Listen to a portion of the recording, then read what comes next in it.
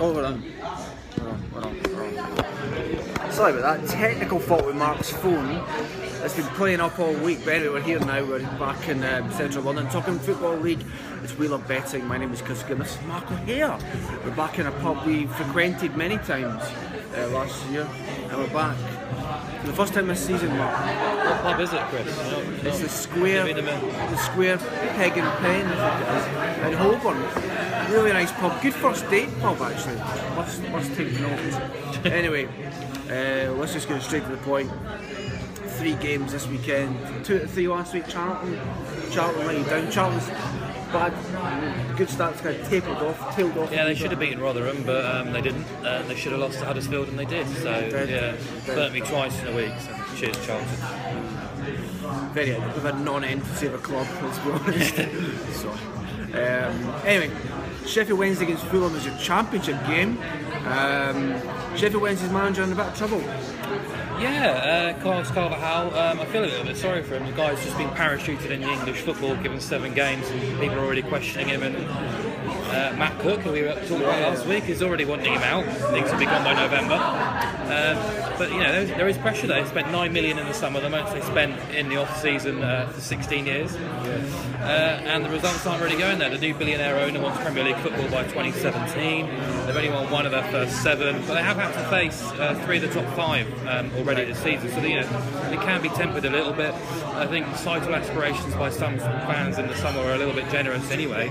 Complete squad overhaul, and judging by reports and the highlights I've seen, they just lacked that little bit of composure in the final third on Tuesday night against Bolton. Ended 0-0. They'd seen it, scored an early goal there. I would have fancied them to go on and win that game, but they didn't. Even so, it was their first clean sheet of the season, but it was also the first time since the opening day.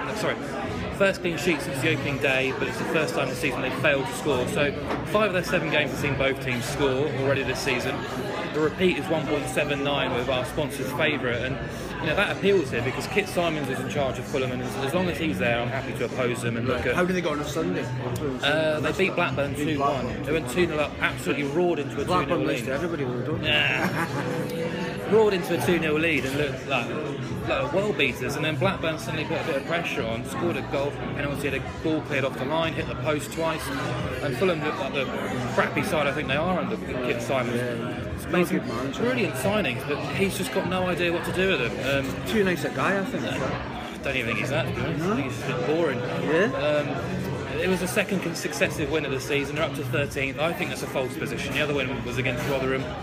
But both teams' scores have been really consistent. Every Fulham League game this season seems to beat TTS. And actually, in Simons' away games since he took charge, 13 of 22 have seen BTTS. And they've only managed 4 clean sheets in that 22-match run away from home. So both teams to score this weekend. Both teams to score in the Championship game, League One, and a team, I think, Mark, correct me if I'm wrong, at the top of the table, a very unfashionable club from Kent, who I think I'm trying to get back to the top, the second tier. I think for the first time since I was a kid, back in the late 1980s, Gillingham. No, they've been up in this championship. Second tier? Yeah. Probably the noughties actually, quite recently. Yeah. Don't seem happy about that. I'll check that later when I get home.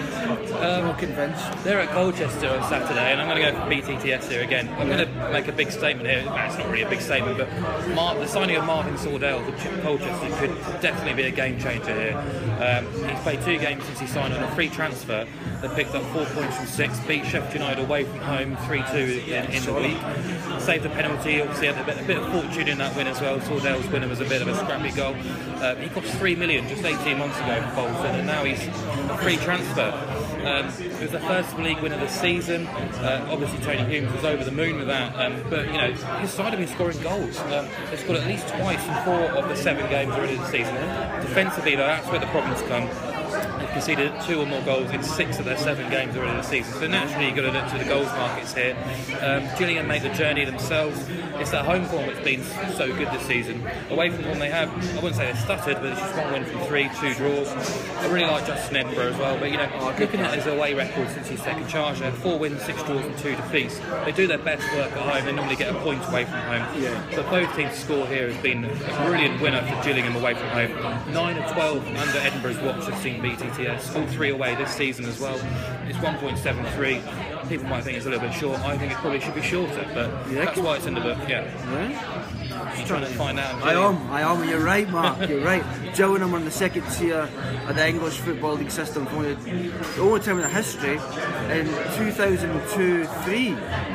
Well, they must have played again because they didn't go. They obviously didn't get relegated that year. So I was wrong. It's not often you can say that.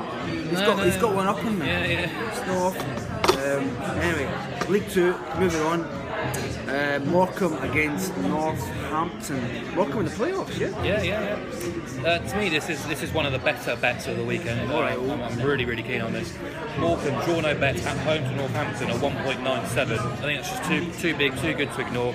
They won 3 on the spin, 1-4 drawn, 1 lost 2 from their opening 7. 2 defeats came in the first 3 games when they were actually suffering quite I wouldn't say an injury crisis, but their key men were out injured and lacking fitness as well. In 3 of the last 4, they've scored at least 3 goals.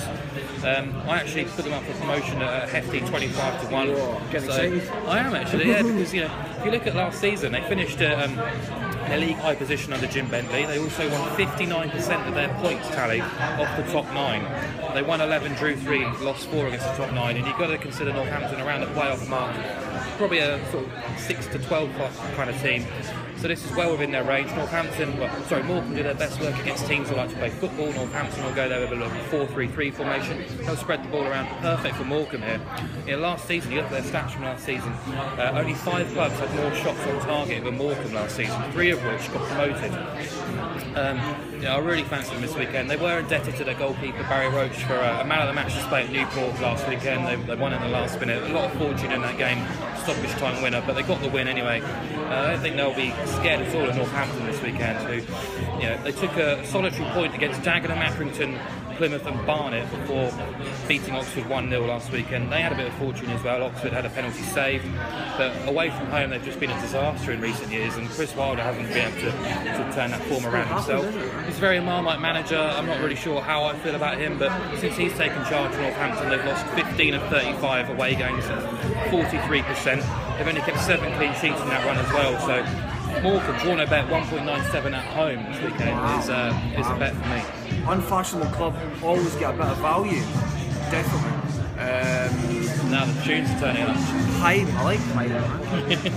Actually, annoying band. Great music, but annoying as hell if you ever meet them. Anyway, that was good. Sheffield Wednesday against Fulham in the first game. Both sides looking to get promoted to the best league in the world.